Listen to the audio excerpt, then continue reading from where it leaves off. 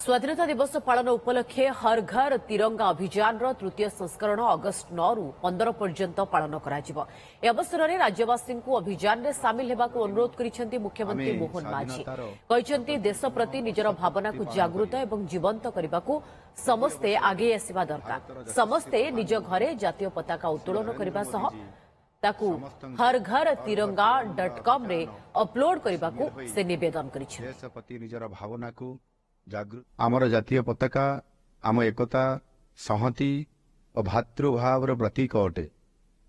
आगामी अगस्ट 15 दिन आमे स्वाधीनतार 77तम वर्ष पूर्ति पालन करिबा।